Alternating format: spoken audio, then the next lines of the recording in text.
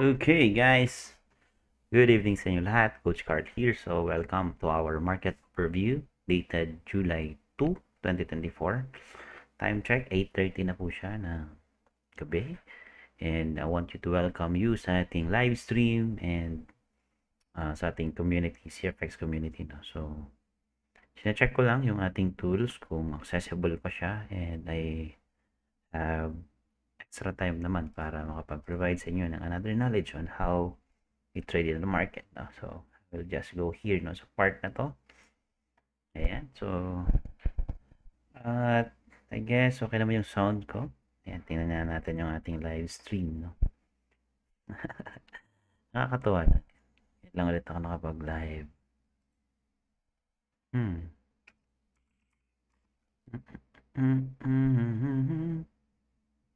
Yun, nakita ko na.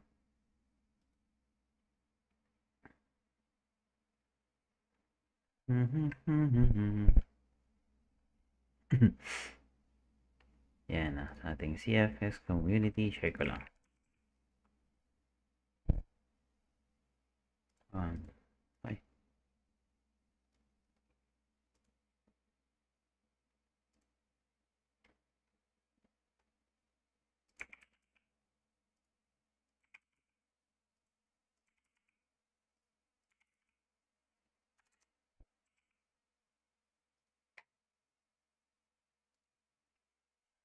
Ayan. Nakita nyo ba ako? Okay naman. All goods. Ayan, okay na.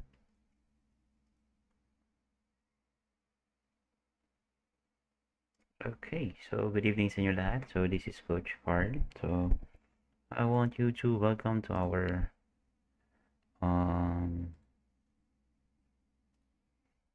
market overview ngayong gabing ito. And let's check yung mga previous trades natin and yung ating mga positions. No? So this serve as also considered as signals na siya since napakita nyo naman yung mga entry natin.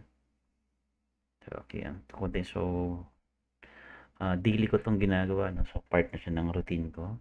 So always check kung ano yung mga updated sa market and ano yung sobrang mahalaga na kailangan pa natin i-consider sa market. Okay. Alright. No? Okay. Okay. Alright, man. Okay. So, always check for our our trading journal. Okay. So, CFX 4 pillars. Then, I will go to our trading journal. Then, 4 pillars. So, meron na tayo dito mga na-adjust na data and information, no? Para at least makita natin yung difference between before and now. Hindi naman ako nag-echo. Hindi naman. Wait lang, check ko yung ating Facebook Live. Ayan, may nanonood pa sa atin. Tingnan natin. No? So, mag-comment lang kayo guys dyan kung you are here and makita ko kung sino yung nanonood sa atin. Pa tayo dito sa aking phone.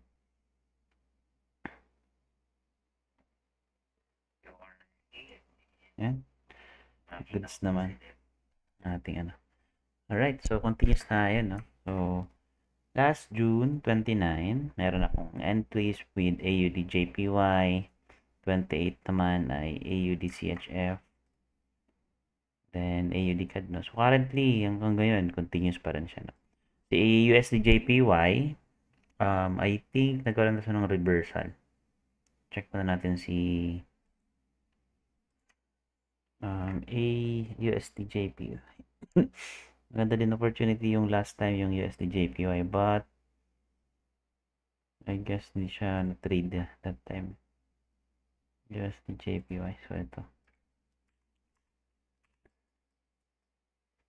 Okay na. So, ayan nga. Hindi ko na-trade siya. May magandang opportunity to dito. Then, yan. Ang taas na niya, no? Grabe. Lumakas na si USD based dun sa mga lumabas na catalyst in the previous days. And, let's check na. Ano yung catalyst during that period? So, ito yung kagandahan dito. At least, alam natin yung mga data na yon. So, during that period, JPY is still weak. Then, USD is hawkish pa rin siya, no? So, wala pa silang plan mag-cut ng rates. Still bullish, no? So, sa upcoming JPY, what ito JPY? USD. Tingnan natin yung catalyst during that period sa AUSD. So, ito. So, madami, no? So, update ko lang ito. Tignan ko kung ano yung mga naging result. So, hindi ko na ito nabalikan kasi ko siya na-check, no? So, Forex Factory ko siya chinek.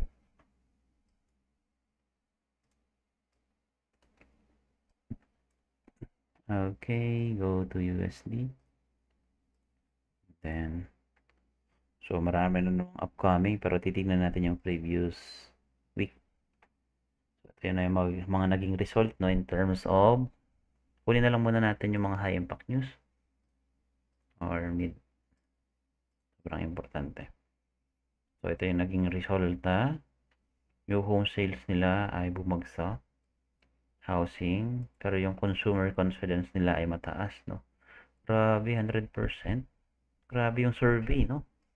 Ito yung isa sa nakapagpalakas ng USD. Ito yung pinakauna, consumer, magre-reflect naman yan sa GDP. Then, sa unemployment. So, yung unemployment nila ay bumaba, no?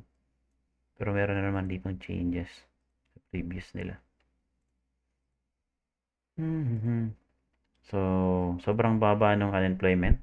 Sabihin, maganda yung sign sa USD.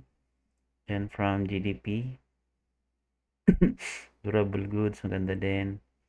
Okay, yung Chicago PMI nila. So, sobrang overheat sila sa expectation nila na 39.7. So, ibig sabihin, people are willing to spend, no? So, sign ito na magandang GDP growth in the upcoming weeks. Consumer sentiment is maganda din. So, ito yung mga basayan, no? Kung nag-check na tayo ng USD, pero pag hindi pa naman, much better not go. Pero mag-record pa rin ako na to. At least meron akong information and data.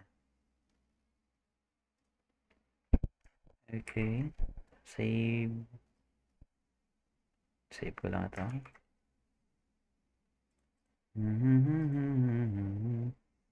So, update ko lang dito siya after. Then, insert. At least, meron akong data kung saan ako papunta. No? Yung home sales. Tama ba itong check to? Yes, dito. Tama, USD new home sales. Yung tinitingnan ko dito ay new home sales, no? Bumagsak. Pero dito, sa ibang mga catalyst, meron pang iba na nagkaroon ng magandang impact. Pero yung okay.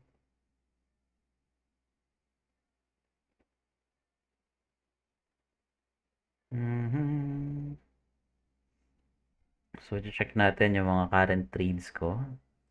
So, meron akong AUD, SUD. So, meron akong mga re-entries. Added codes, no? So, 29. So, hanggang ngayon, hinuhold ko pa rin ito. So, sa part na to, may entry ako ng July 28, no? So, nag-update na ako dito.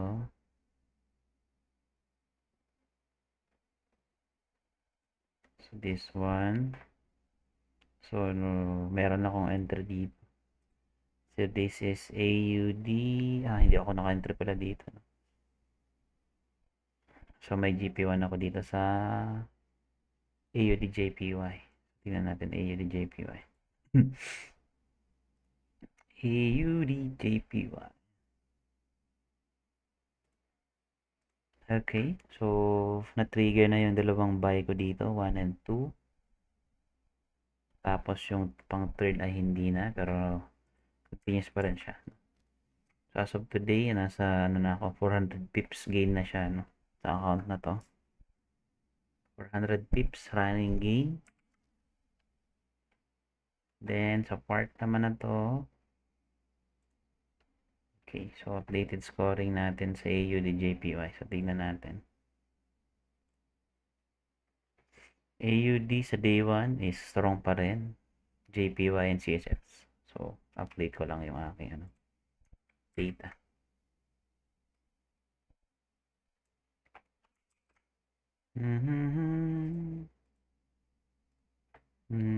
Ako.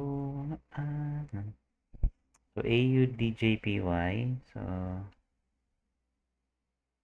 may entry ako dito. Ayan, GP1. So na-trigger na to.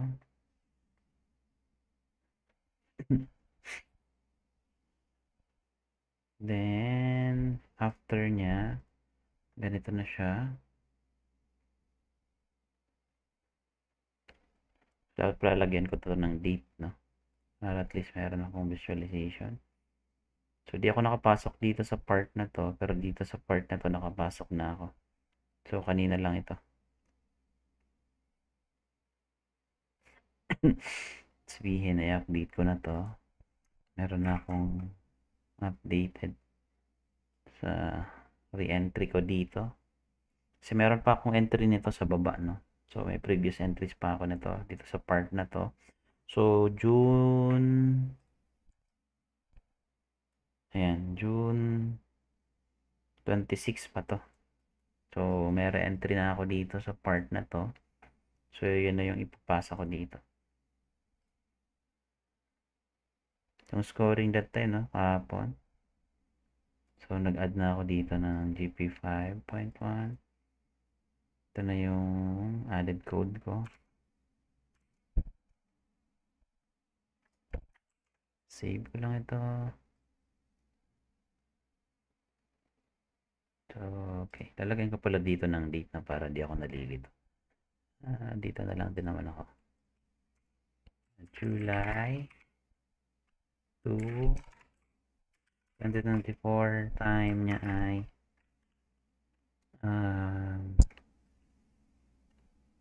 ano oras na? 8:42.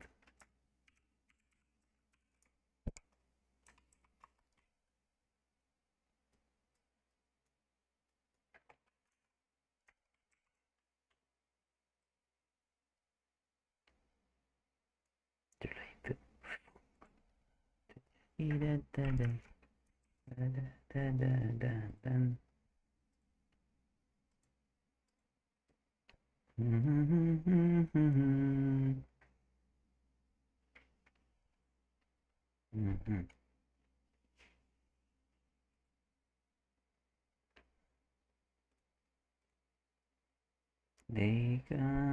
Take it to your heart. Okay, so mag-update ulit ako ng scoring ngayon. So, hanap pa ako ng other opportunity kung meron pa. Ayan. Scoring niya ay take it to your heart. I need where to start. So, hindi ko na-save. Nakalimutan mo i-save siya. That played the part. Okay, sa part na to, ito na yung scoring. Okay. Lalagyan ko na lang to ng date. July 2, 2024.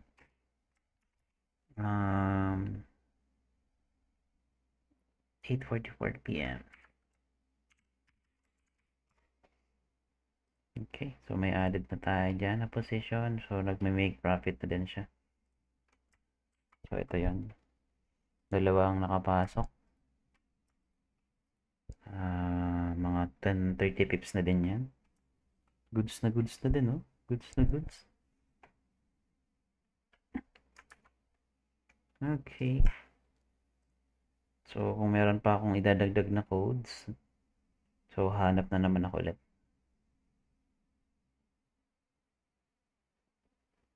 Okay. So, sa ngayon, wala pa ako nakikita. Yan pa yung visualization ko. Andito pa rin. Hindi pa ako gagalaw. So, yung stop loss ko sa first entries ko ay nandito na. So, ano na yan? Secure na yan. Ang at risk ko na naman dito itong dalawa, no? Pero on profit na din siya. Then, check na din naman natin yung ating yung ating anong other entries natin. AUDCHF, no? So, medyo busy kasi ako sa mga nakaraang araw, guys, na. Meron akong mga kailangang asikasuhin sa labas. So, meron akong entry dito. So, nag-apply na din ako dito ng GP5. Then, mag-add codes na ako dito, which is hahanap tayo. So, meron sana dito, kaya lang hindi ko na ako nakita kahapon, no? I don't know kung nakita ko to kahapon. Tingnan natin. AUDCHF. Meron ba akong ibang ano?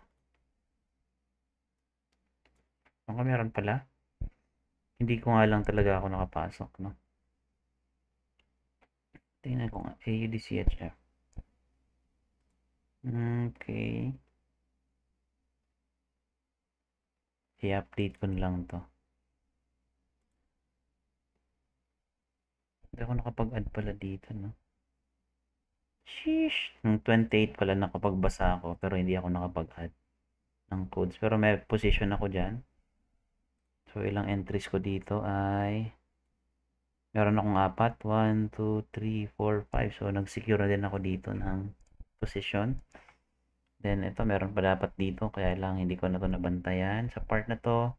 So, ito yung na-miss natin opportunity. Meron tayo ditong isa. Then, dalawa.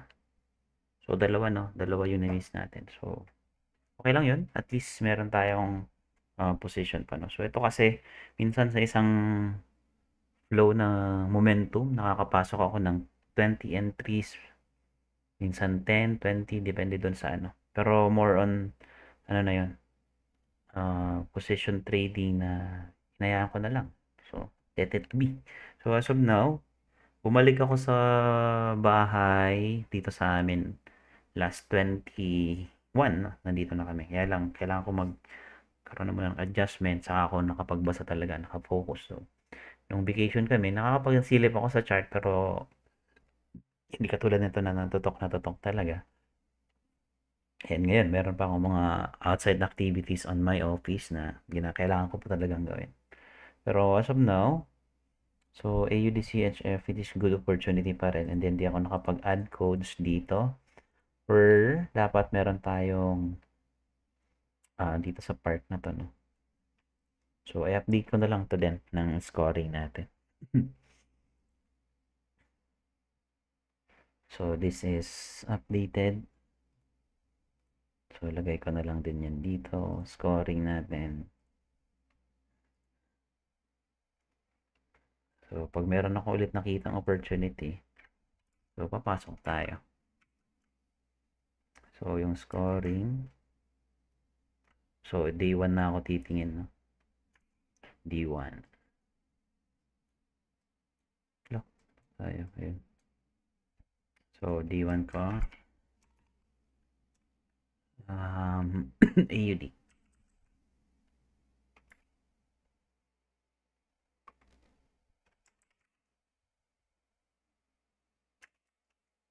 Positive 6.3.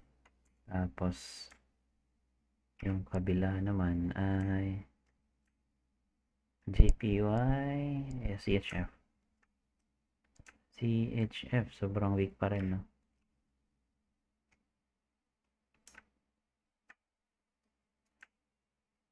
$7.5.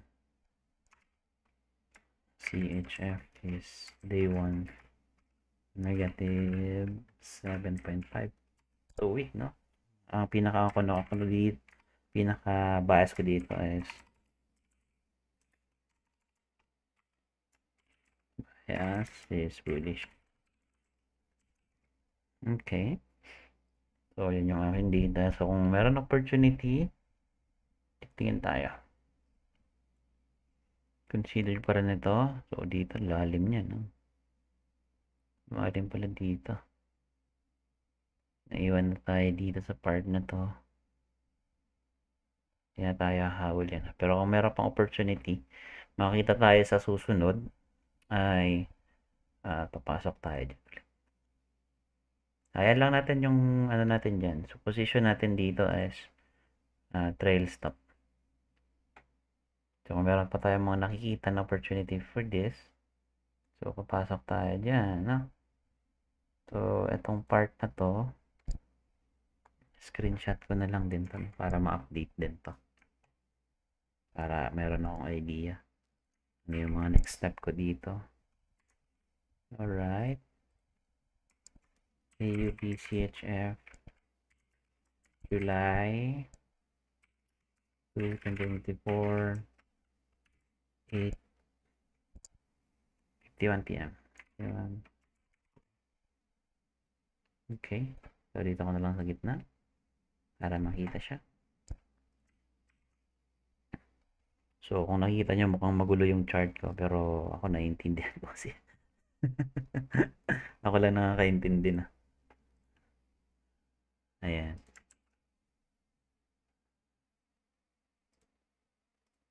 So, sa part kasi na to, you need to conduct verification para makapasok ka sa market and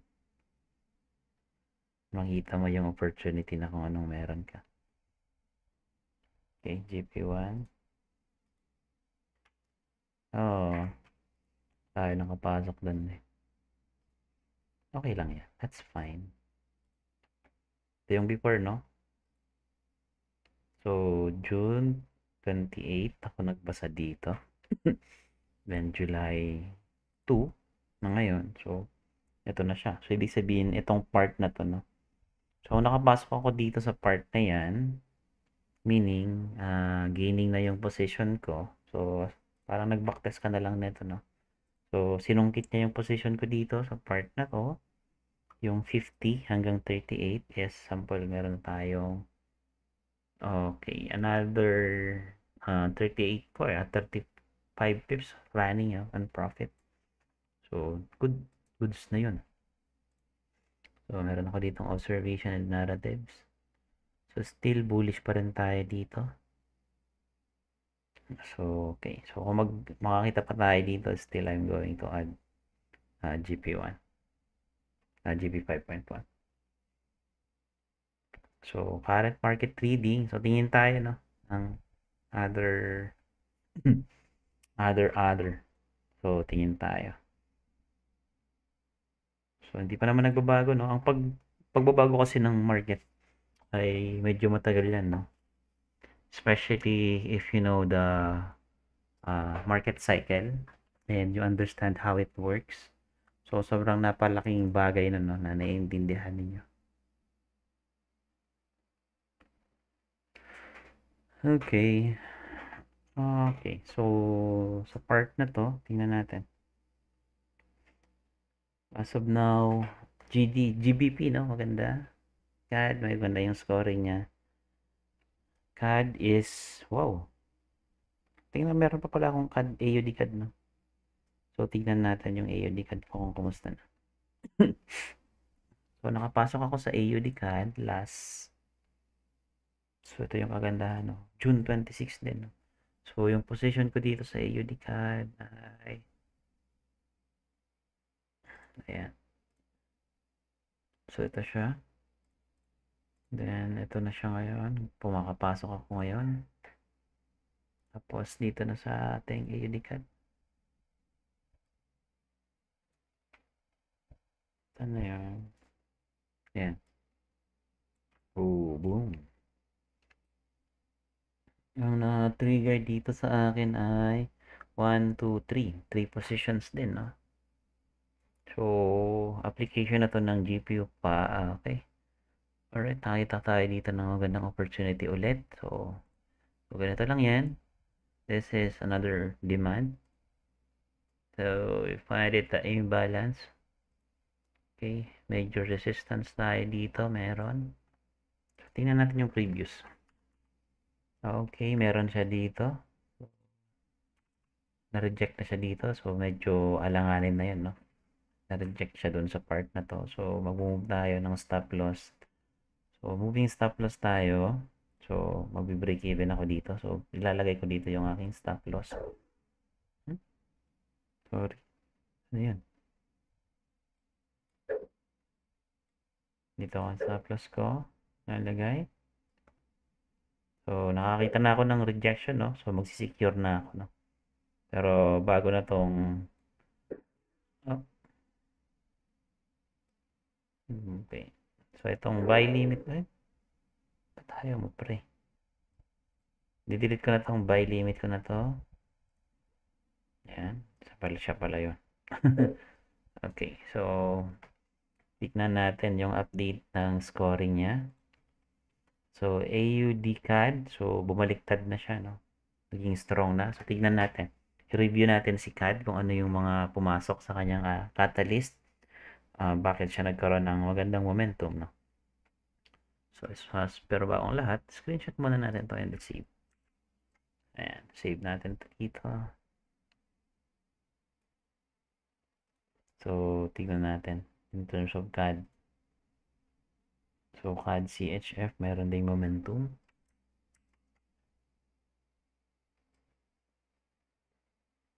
So, ito yung sa pinakamahalagang ano, no?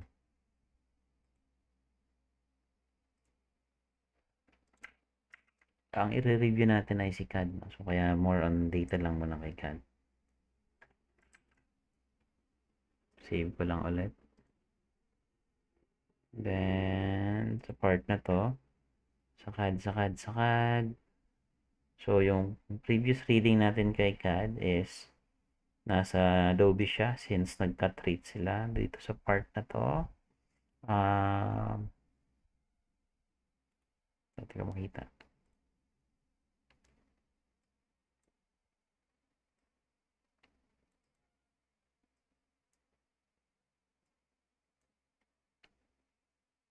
Okay. So, dito sa part na to, nagkaroon sila ng rate cuts noong June 5.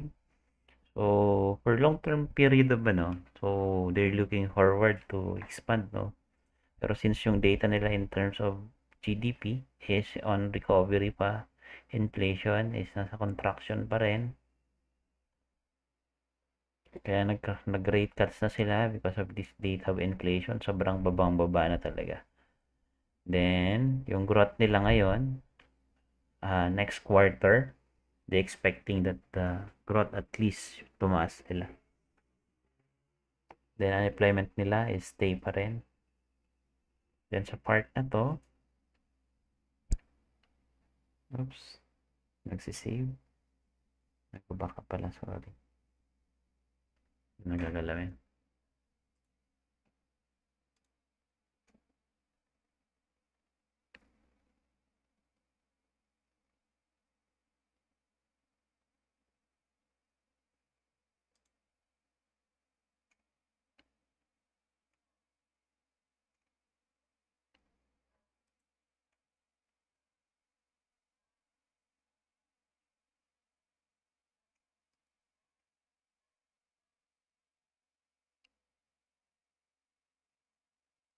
Okay.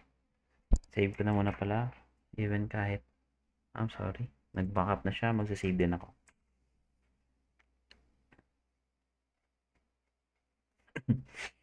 Okay. Sa part na to, ay may entries tayo. AUD ka. So, ito pala, no? Yung isang entry ko pala dito na hit yung stop loss. Nag-GP ito. GP 5.1. Failed to. Nag-SL dito. Inabot siya. Then, meron ako ditong 5 point. May, okay. So, update lang natin. Sa phone, ito yung sa phone ako, no? Hindi ako makasilip sa chart. Okay, sa part na to. Ito tayo dito ng So, reading natin to ng July 2, 2024. 9.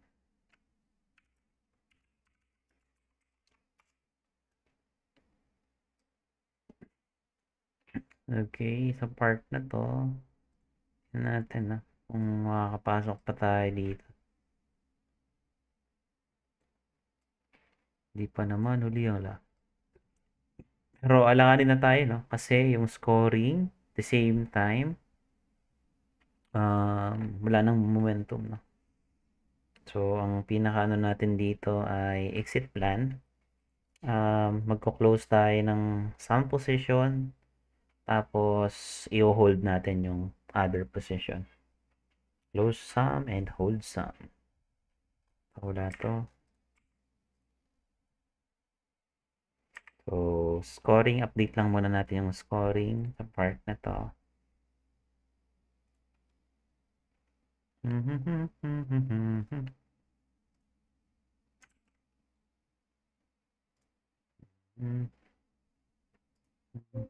Okay na pala, na-save na.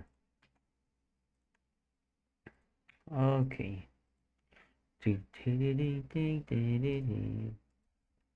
Hala.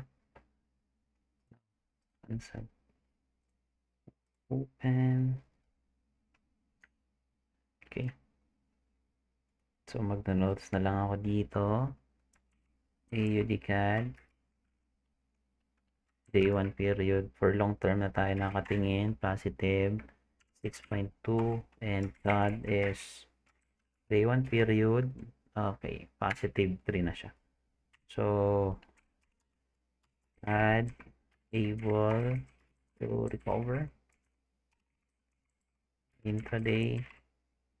Okay, but I still looking for a bullish momentum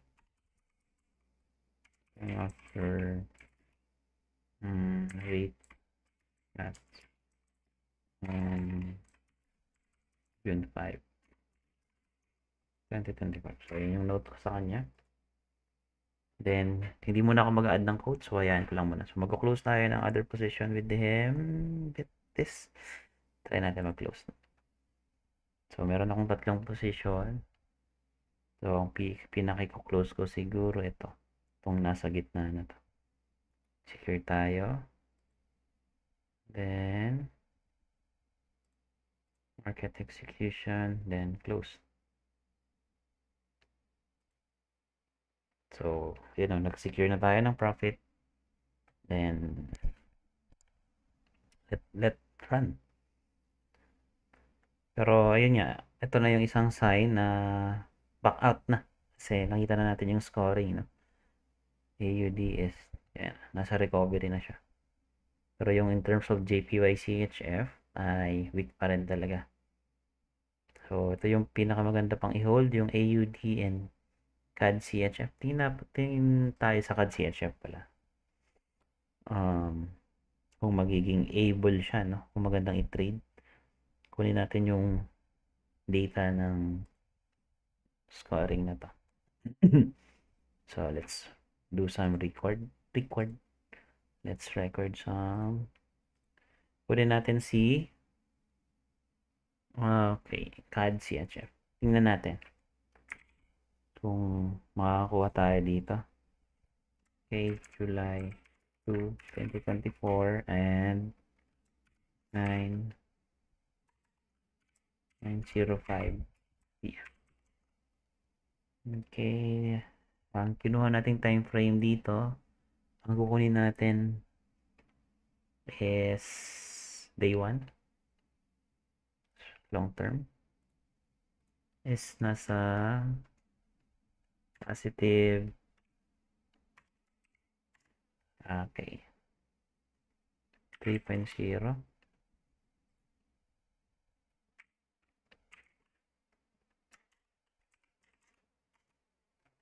While CHF is talagang hindi nyo nakikita. Negative 7.8. Okay. So, dito sa part na to is more on yung scoring natin ay bullish na. So, kung titignan natin yung sentiment, CAD CHF is 34 by 65. 35 by 65. So, potentially, meron pa tayong continuous momentum, no? So, we're expecting na magkakaroon pa siya ng momentum. So, CAD CHF is, so, pero dito sa reading ng ano is, ano siya, bearish. So, kung titignan natin dito, negative 97%.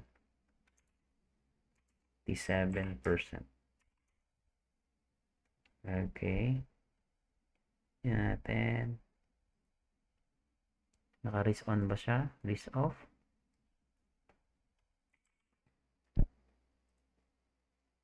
Okay, naka-risk on. Okay. Makakalito, no? Okay, tingnan natin si CAD CHF. Naka-risk on. Ibig sabihin, more on buying sa CAD. Pero dito sa reading natin, sa heat map is bearish. So, punta tayo sa CAD CHF. Boom. Ayan, bumungad sa ating harapan. Oh. So, check natin anong catalyst, no? Ganda nito, oh. Pero dito sa part na to, langanin, no? Simula siya dito, 28, no? Meron siya magandang momentum ng 28 pa pala. Hindi natin to napansin. Since June 5, no?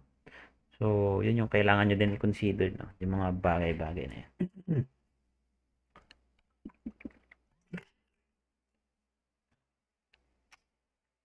Okay, sa part na to, nakikita natin is ito na yung pinakamagandang momentum niya na pinapakita. So, currently, karoon na siya dito ng demand. So, tingnan natin ano yung nagpalakas. Anong nagpalakas? Okay, so July, hanap muna tayo ng Forex Factory kung ano yung maganda sa Forex Factory. Maganda ba sila? Okay. Hanapin natin si CAD. Data recording tayo. Okay. So, may inaantay tayong unemployment rate. Pero, titingin din tayo, no? Hindi tayo mag-stick lang sa isang data. Tingnan natin yung Maya FX book.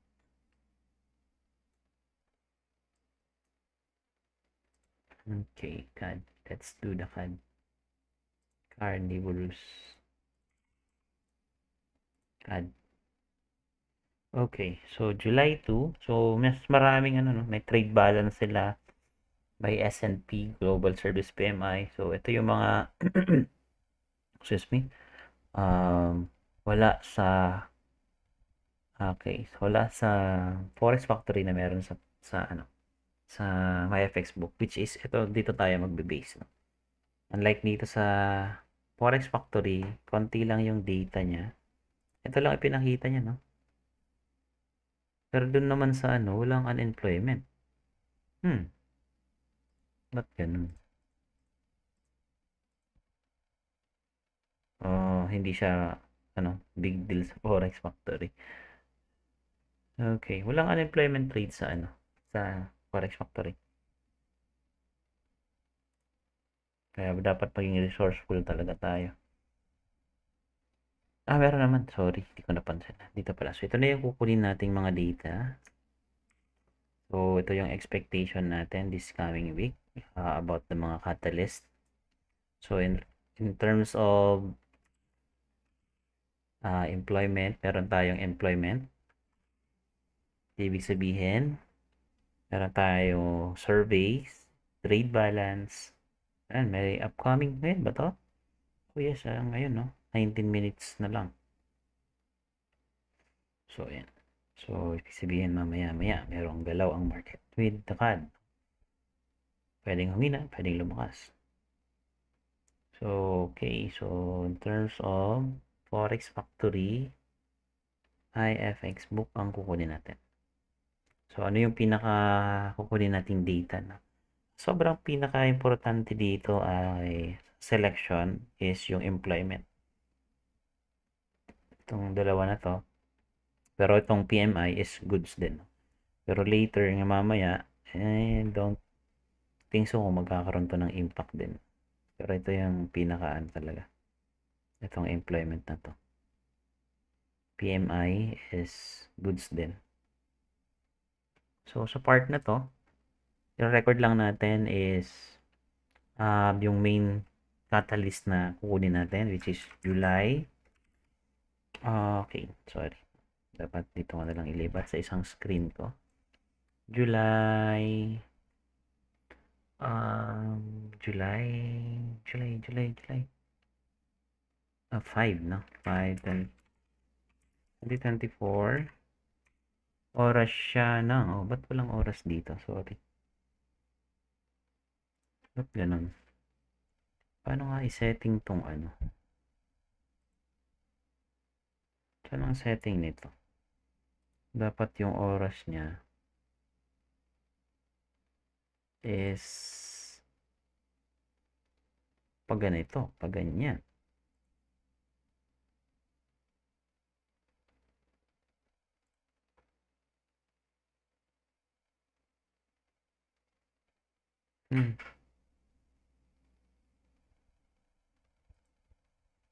Manage portfolio. Paano yun?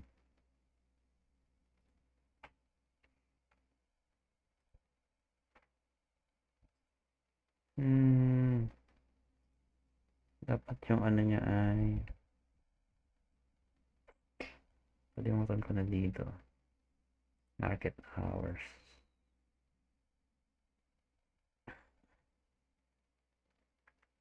Sheesh. So, yan. 2 days na. Ito pala, sorry. 8:30. Hindi ko napansin to. 8:30 siya, no? Ng 5. 8:30 p.m., no? Oh, wait lang. Baka mali ako na, sorry. Baka ibang time zone yung nakikita ko. Nasaan na yan? Market hours.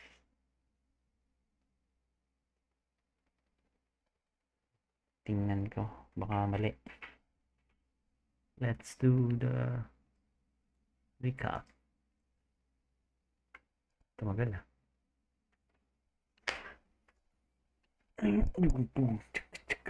Oh, Singapore naman. Singapore. So, tama naman yung aking time zone. So, 8:30. Kunin ko na lang ito. 8:30. So, yun yung pinakaabangan natin in terms of CAD. No?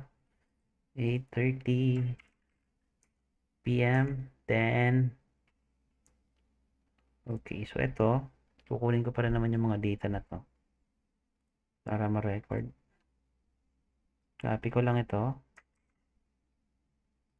Pero yung major. Insert ko lang to as comment. And then yan. Okay na. Recorded na siya. Ayan na. Ang kukunin ko dito ay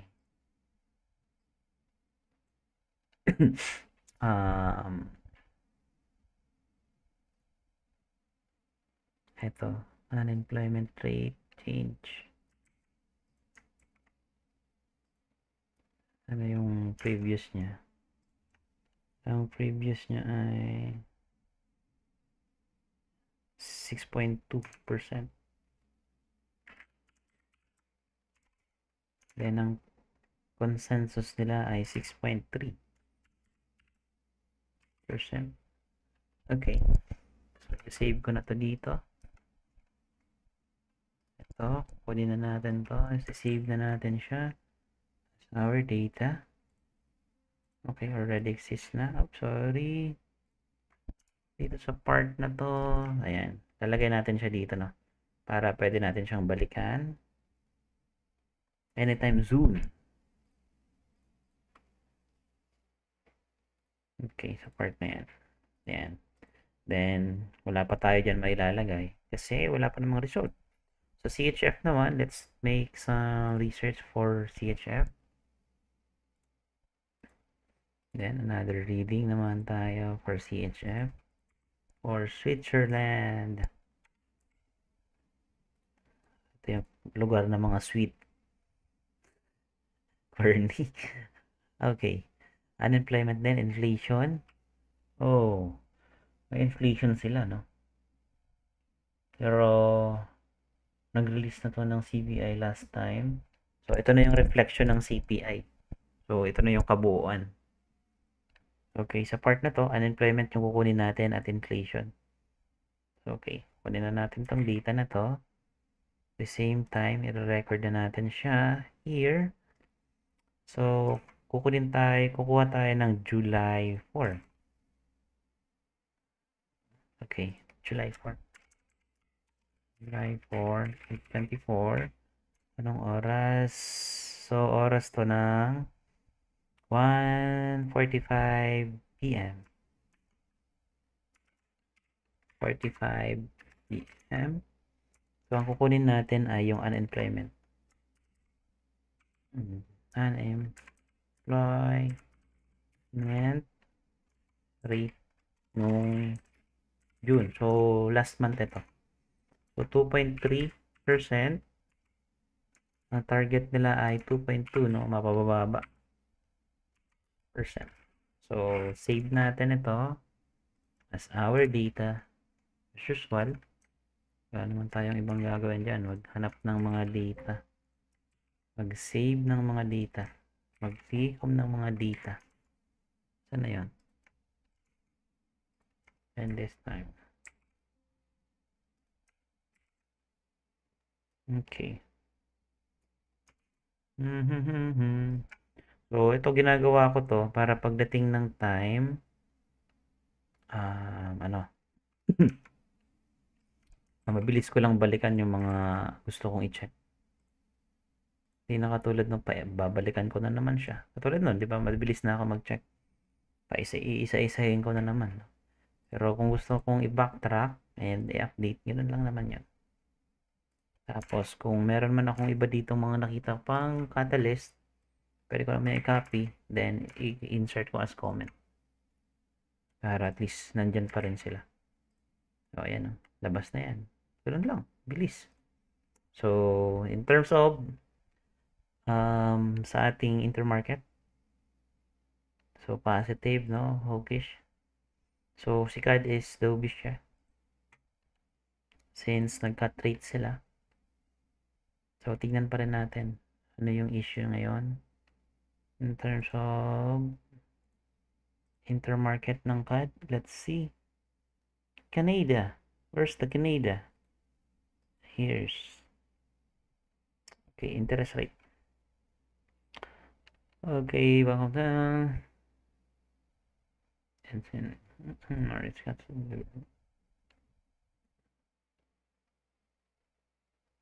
So, same pa rin naman last time. Ganun pa rin. Okay. Copy ko lang yan. Then, insert. Okay. Then, sa part naman ng ating GDP nila, I guess, nagkakaroon na to. I'm expecting that the next quarter, magkakaroon sila ng magandang growth. So, first quarter ng nito, taon na to is nang maganda na yung recovery nila. Since yung inflation ay pababa ng pababa, then we're expecting na maganda yung growth nila. So, ito, bumabawi dito so, nasa recovery phase pa lang ito. So, insert ko lang. Then, goods. Right. Then, sa part naman ng inflation, so, contraction, no? Nasa contract. Nagko-contract ang inflation nila, which ito yung isa sa pinaka naging main reason nila kung bakit sila nag-cut rates. So, ayan, no? Contracting. So, yung pinaka main goal nila ay mas mapababa pa ito hanggang sa um,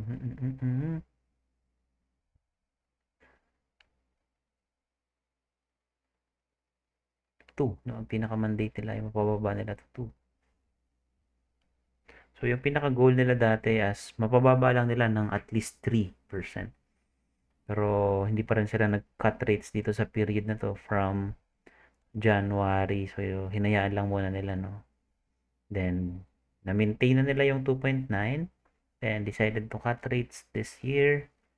First cut rates nila. Then, goods.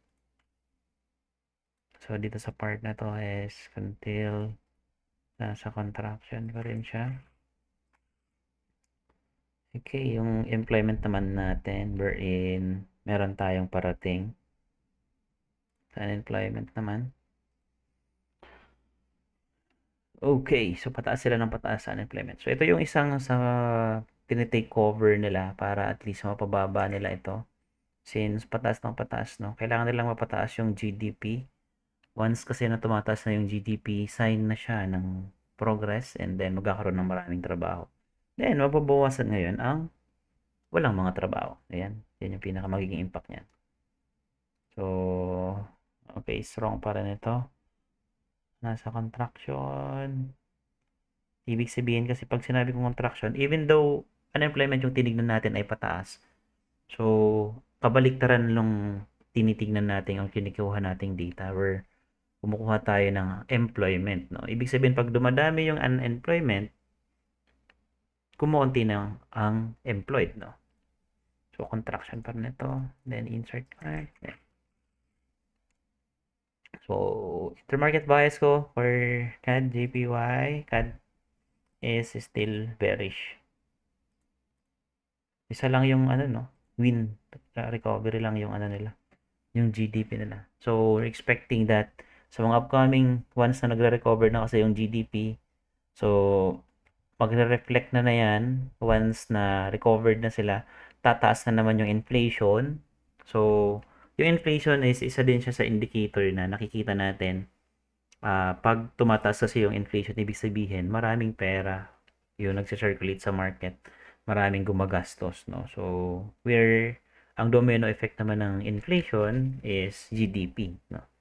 Pero pag yung inflation ay pababa ng pababa, okay, ibig sabihin konti na lang yung gumagastos, affected na din yung GDP, then mawawalan ng mga trabaho, yung mga nasa mga factory and other mga major employment services na meron yung isang economy. Then sa part na to, still bearish pa rin tayo. Pero we're expecting na sa scoring na pinapakita niya ngayon, hindi pa siya totally recovered. Ay, hindi pa siya totally nag-i-expand, no? Ibig sabihin, pag nagre-recover yung isang economy, preparation na to para sa expansion. Yan yung pinaka main goal natin. Then reflection siya so ng inflation, employment, and then hanggang maging bullish na siya. So in terms of collecting the data for this kind of information, kunin lang natin yung ating mga okay, dito sa part na to. Canada. So compare natin siya, no? Kunin natin yung mga data dito. Yung GDP growth, then inflation, unemployment. So, yan. Ito lang muna yung 4 indicators na pinapakita ko sa inyo sa ngayon. Pero yung ibang mga indicators like other is useful din, no? Pero ito muna. At least maintindihan nyo muna paano ito nag-work. Save ko lang to. Then, sa part na to is go. Then, save ko siya dito. Wala na akong data. Yung summary. Ito yung pinaka-summary ng ating information sa intermarket narrative. Then sa part naman dito, in terms of CHF, tingnan natin yung data ng CHF naman. Okay. THF Switzerland. Okay, interest rate nila. Okay, nagka-trade din sila last June 20, no? So, dito naman pagparehas yung currency or economy nag-rate cuts, ang pinaka magiging batayan nyo na dyan yung other indicators like GDP, inflation, and unemployment. So, kasi match na sila sa ano interest rate paras na sila ng cut rates. So, kunin lang natin ito. Then, lalagay natin dito. So, more on dovish din ito. So, tingnan natin yung GDP. Kung ano to, nangyari yun. Maganda yung recovery ng GDP nila. Sa first quarter ng taon, boom! Goods din. So, expanding ang recovery din siya. Kung titingnan ninyo, no, second quarter ng 2023 is, ano na to? Ibig sabihin, sa part na to, nag-depress siya, no? Nag-recession siya dito sa part na to. Then, nag-recovery na siya. So, ibig sabihin itong part na to, nasa expansion siya. Nag-expand na yung CHF.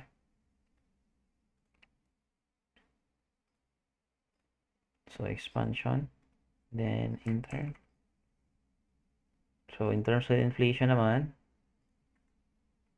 inflation rate, basahin nyo lang yan, tapos kunin yung hint.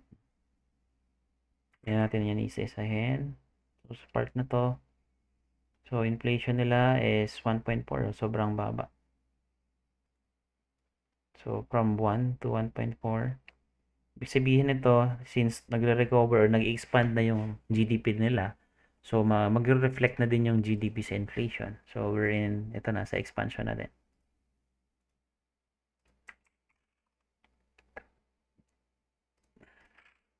Tapos, tignan natin kung nag-increase ba yung employment rate nila. Or mas bumaba na yung unemployment. Tadang! Oh, bumaba, di ba? So, napansin nyo, yan yung domino effect, no, nung ating, ano. So, sa first quarter ng taon, ng second quarter ay sobrang mababa pa dito sa part na to. So, ito yung pinaka naging impact. Ito yung cost ng yung GDP report nila ay bumaba. Then, part ng dito sa naramdaman nila yung pagbagsak ng economy nila dito sa part ng last quarter ng taon, no? Where magdi-December na to or dito na first quarter na. Ramdam na nila 'yan, no? So dito yung cost, ito yung effect. So sa part na to, ang main objective nila ay mapababa yung employment at mapalaki yung employment nila. Mapababa yung unemployment, papalaki yung employed. So sa part na to, napapababa naman nila. So, ibig sabihin, nasa recovery pa rin yung kanilang employment. Okay. Employment nila ay recovery.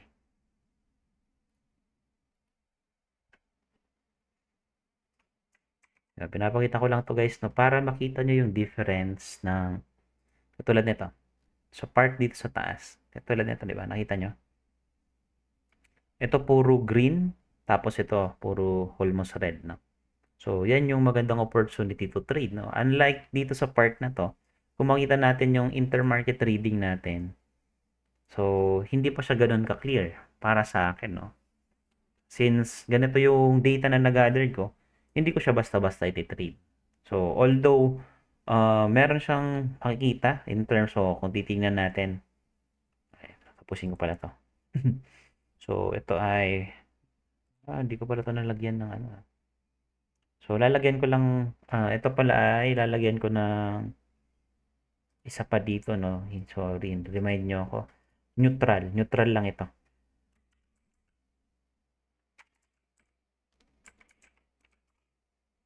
Okay, so hindi pwede. So, i-edit ko naman to ulit sa next version natin. Pero okay pa naman siya. So, I leave it blank na lang din pag neutral, no?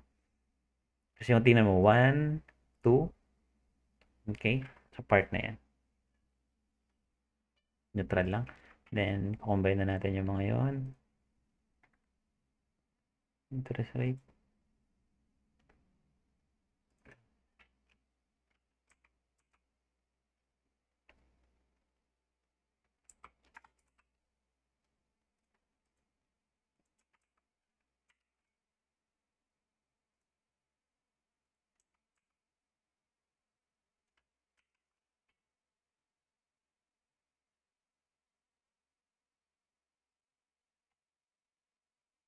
Okay.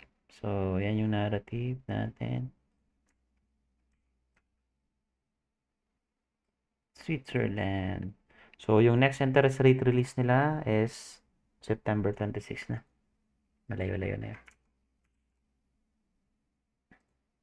So, hindi buwan-buwan guys yung release ng interest rate. No? Meron silang schedule lang ng meeting kung kailan sila mag-uusap-usap sa panibago nilang mandate at ano yung action na gagawin nila. So, save muna ako. Pag meron pala kayo nitong journal natin, lagi nyo magsisave, no? Although, meron naman siyang backup, palagi lang kayo magsisave para at least meron kayong, pag meron kang mga na-save na, ay tignan ninyo. So, okay, punta tayo sa CAD. So, ito, no? May nakita na tayo ditong demand. So, this is CAD JPY. So, bullish siya. Pero kung iba-backtest natin siya, magaganda din yung gulo niya. Oh. Kung titignan natin yung day 1. Dito, may recovery siya dito. Dito siya bumagsak last May 15. Boom. Then, nasa recover na siya. CHF week. So, ito yung part na nag-create cut sila. I guess ito. Itong araw na to, no? Mapapansin nyo guys, no? Nag-rate cut sila ng June 6. June 5. Pero yung mga tao, nag-react na agad ahead of time. Bago pa mag-rate cuts. Ibig sabihin lang nun, merong idea na yung mga tao, most of the yung mga smart money managers, yung mga big whales, yung mga tao or yung mga hedge funds managers, meron silang access or alam na nila yung pwede mangyari in the future. Kaya bago pa man bumagsak yung presyo ng isang asset, they take an action. No? Okay, so June 5, pero nagkaroon din ng rate cuts to. Tingnan natin. Nagkaroon din ng rate cuts si CHF last June 20 naman, no? June 20. So, yung June 20, kung makapansin ninyo, nandito naman siya. Ayan, no? So, ito sa price na to, no? So, dito sa price na to, kung i-read natin siya technically, no? Ganito ako magbasa ng chart in terms of application ng interest rate releases. Dito sa part na to, before interest rate release, nag-took action na sila. Then, nakita nila na merong upcoming na release din si CHF. So, naglaylo sila, no? Naglaylo sila. Then, sa part na to, boom. Since nag-rate cuts din, no? So, kumbaga dito si interest rate ng Canada ay nakapagpahilom na. Ito sugatan pa. Sugatan pa dito si CHF, no? Basag pa siya dito. So, kung nakuha mo to, nakita natin to, this is another, meron akong code dito no, sa part na to, na ibinibigay din. Available codes natin siya, I guess, nasa 5th or 6th session na tayo. So, dito sa part na to, titignan natin siya, ilang pips na yan. So, that is 150 pips, no? Kung meron kang at least nakapasok ka dito 4 entries or 5, so ibig sabihin times 5 mo lang yung 150, so may 600 pips ka ng running. So, compute mo na lang yung lot size mo, then dun mo makukuha yung profit mo. So, ganun, no? So, kung meron ka pang hold dito na position, imagine that. That's good. Good. So, dito, balik tayo dito sa part na to. Nakita tayo ulit dito. So, meron siyang imbalance dito sa part na to. Okay. And then, meron siya ditong first level ng resistance. Yung breakout structure. Ito, isa. Pa dito, may bago na dun sa taas. Oh. Dalawa. Meron pa dito isa. Tatlo yung binasag niya dito. Kung mag-raise tayo ng Fibo level natin dito. So, that would be sa first resistance natin, no? So, kung nakita natin to agad, this is a good opportunity pero hindi siya long term, no? Good for short term lang. Intraday, kumbaga. So, mag-entry tayo dito. We have the 61, 50, then our 38. So, meron na trigger na dalawa. Running na siya ng at least okay, 14 pips, no? Goods na yan. Kung meron kang 1 lot size dyan. Sarap, no? Good for intraday, no? Short period lang to. Hindi siya katulad nung hinuhold ko na, ayun. So, gusto ko lang pakita sa inyo yung differences na possible entries and ano yung mga differences. So, makita natin dito sa in terms of intermarket. So, nakita nyo yung kulay, no? Makita nyo yung reflection. So, ang idadagdag ka pala dito ay yung neutral lang, no?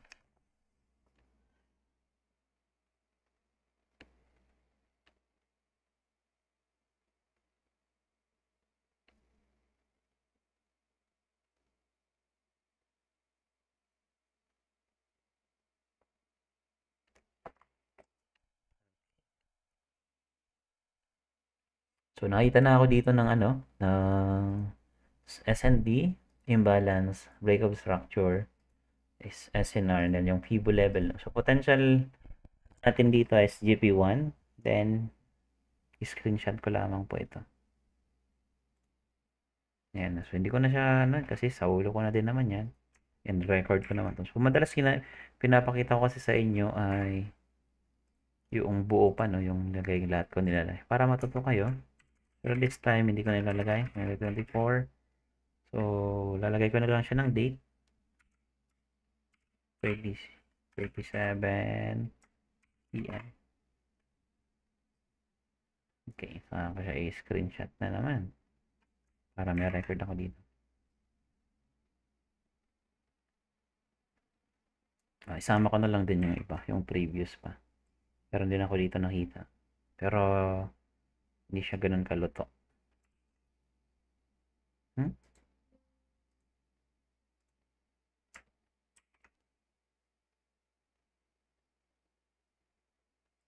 Sama ko dito. Yun.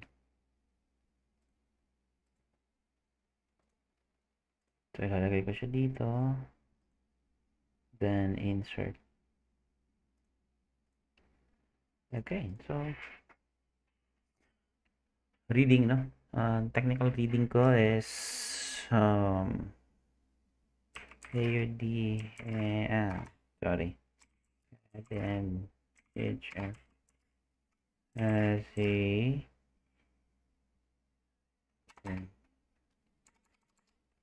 bot cat rates and can have a potential GDP recovery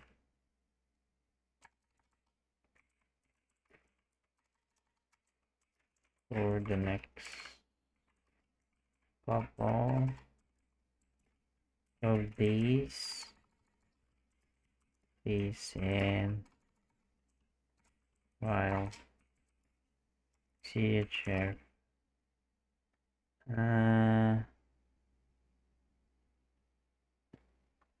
may contain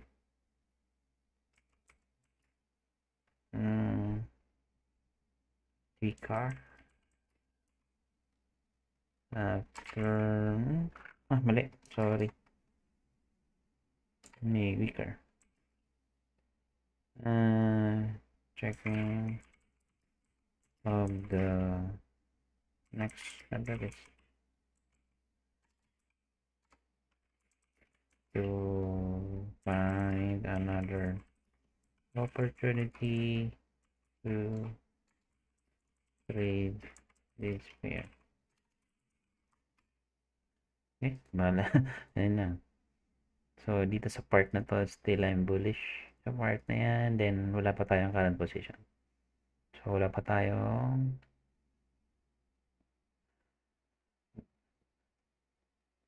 So, ayan, meron tayong data. Save ko lamang ito at goods na. Okay. Ano pa yung iba? Tingnan natin. Euro, GBP. So, hindi ko naman natin pakita paano tayo basahin yung GBP, Euro, and USD. Saka na yan. Doon muna tayo sa minors. Okay, no? AUD. Still good pa rin. Goods pa rin. GPYs showing some strength ng H1. USD weak. Merong mga catalyst ng USD. Tingnan nga natin ano nangyari sa USD. Ano yung catalyst ng USD, mga brother? Madabi-dabi. Ay, hindi pala to. Last week pala to. USD.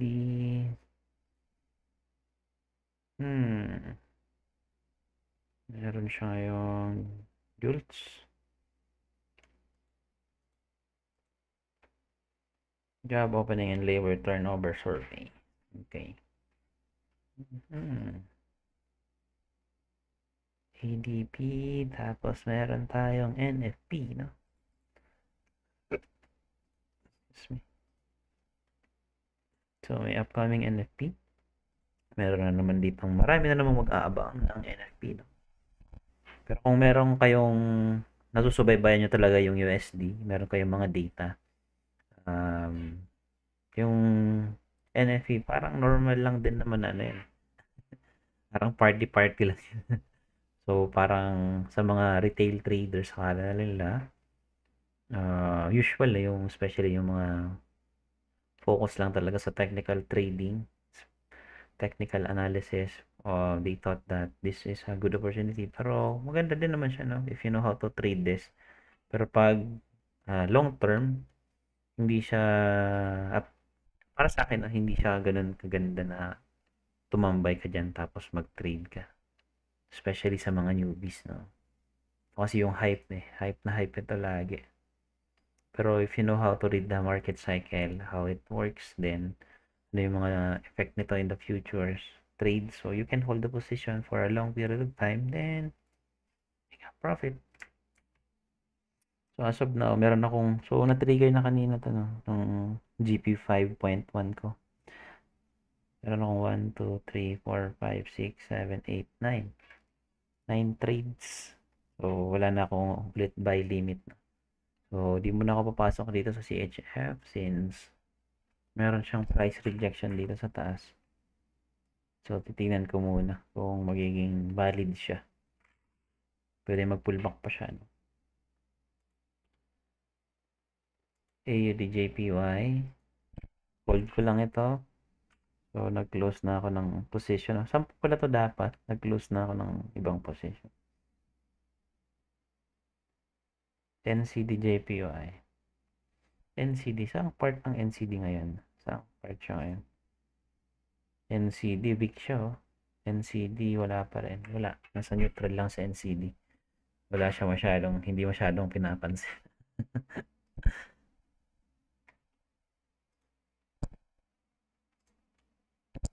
Hindi kita bigyan umayang mo. Ako yan nag-iisa.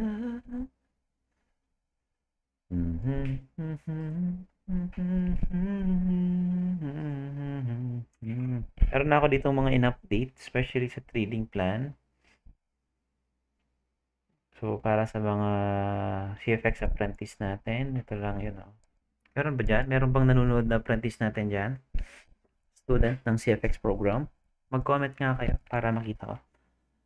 Para pwede ko kung nakita nyo to, i-share ko dito. Sabihin nyo present, no, kung meron nanonood na enrolled na ng CFX program natin.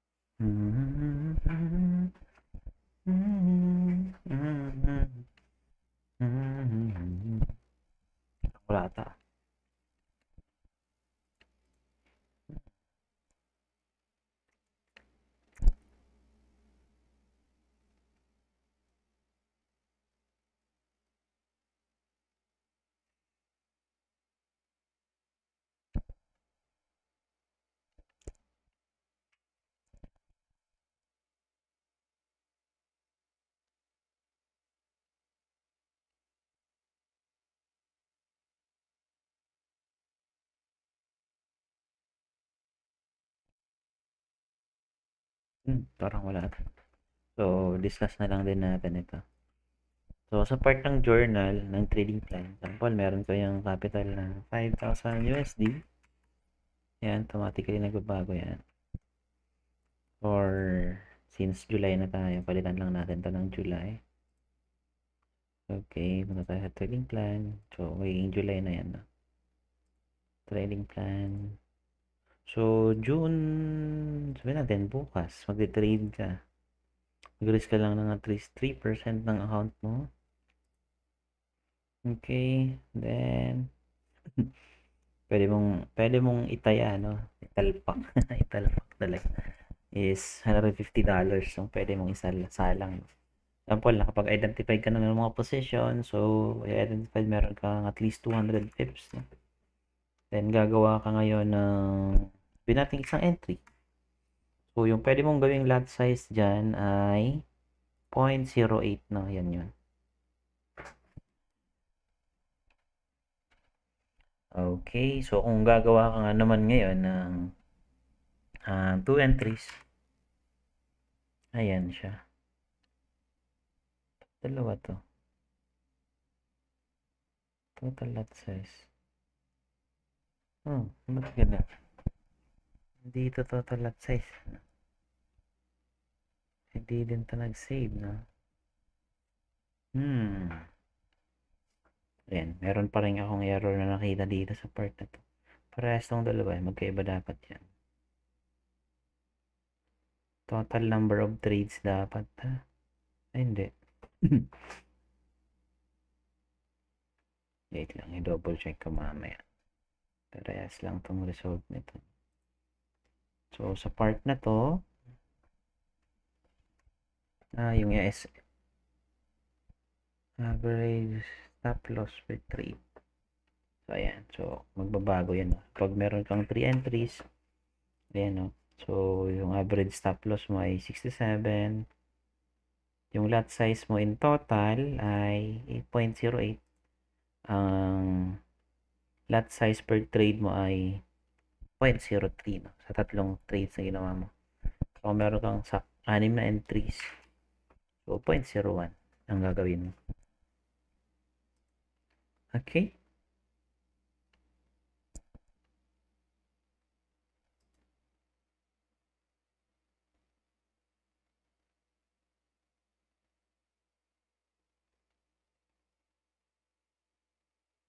Take it out. Double check ko pala to. Ano nangyari dito?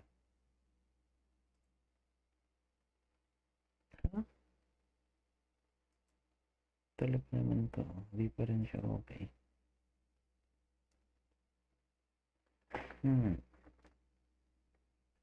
Ito. Ayusin ko muna to. Pero, so far, okay. Okay na din naman overall. Then, nandito na siya.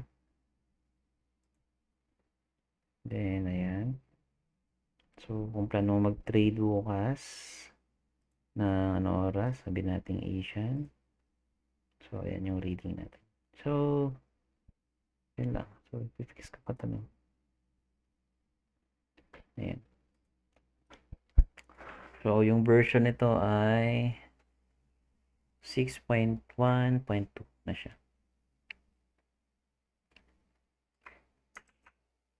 Save ko lang siya. So, okay. I think that would be all for today's trading of market overview. And I hope meron kayong natutunan. So, tinest ko lang yung ating live streaming setup. So, dati madalas talaga kasi nagla-live ako sa YouTube. Kaya lang dito sa part na to, tinry natin dun sa community natin sa Facebook. So far, I think okay naman yung experience. Maganda naman. And nakita natin ito. Mga tools na to. So, that would be all guys. And maraming salamat sa pagsama sa akin. Ngayong gabing ito. Ayan. Ayan. Picture lang ako.